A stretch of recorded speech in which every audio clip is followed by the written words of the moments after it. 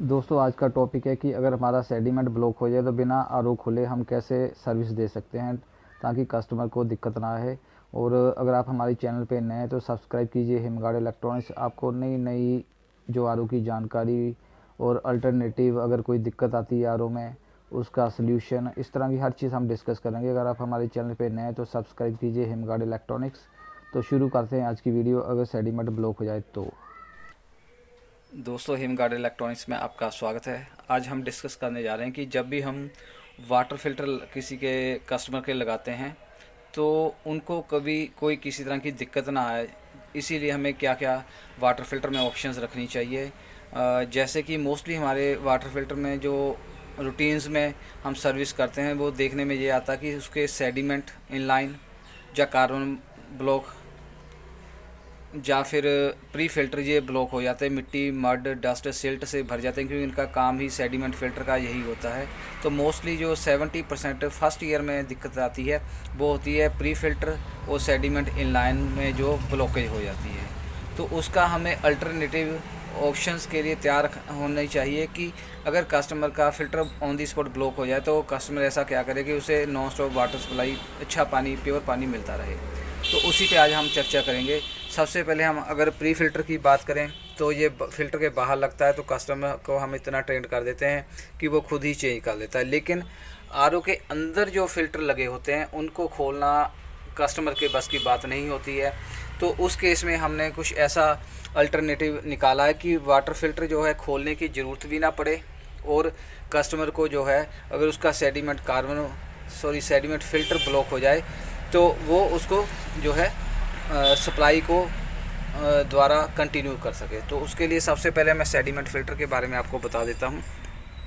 Sediment filter का काम होता है कि जो पानी में प्री फ़िल्टर से फर्दर प्योरीफिकेशन के लिए इनलाइन में एक तरफ से पानी की सप्लाई दी जाती है और दूसरी तरफ सेडिमेंटेशन, मड, सिल्ट जिसका साइज़ 0.1 माइक्रोन, साइज़ 1 माइक्रोन से ऊपर है, उसको ट्रैप कर सके, ताकि फर्दर प्योरीफिकेशन करते वक्त जो मिट्टी वगैरह मेम्ब्रेन में जमा ना हो पाए।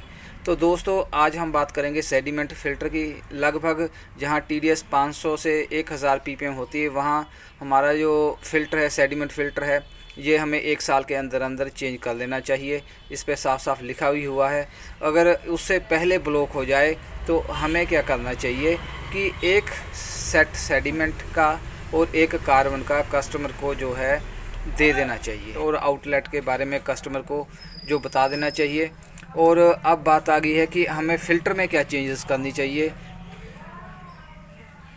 दोस्तों इसके लिए मैं एक पुराना फ़िल्टर रख रहा हूँ जिसकी डेमो के थ्रू मैं आपको बता पाऊँ कि हमें ये ऑप्शन जो है रखनी कैसे है। तो सबसे पहले प्री फ़िल्टर से हमारा पानी प्योर होकर जाता है सेडिमेंट को, मतलब कि हम यहाँ कनेक्शन करते हैं सेडिमेंट का, प्री फ़िल्टर की आउटपुट देते हैं सेडिमेंट इनलाइन को, और यहाँ हमने एक टी लगा देनी है। टी लगाकर इसकी पाइप हमने बाहर निकाल देनी है। इसी तरह से इधर भी एक टी लगानी है और पाइप बाहर निकाल देनी है। अब इसकी बैक साइड पे हम देखते हैं कि बैक साइड पे क्या है। तो हमने बैक साइड पे एक रिड्यूसर लगाया हुआ है, या कह सकते हैं फ्लो कंट्रोलर लगाया हुआ है। तो यहाँ से ये नॉर्मल हमारा बंद ही रहता है, लेकिन जब हमारा फ़िल्टर की सप्लाई बंद हो जाती है, आरओ की सिस्टम की सप्लाई पानी की आनी बंद हो जाती है, तो उसमें दो रीज़न होते हैं।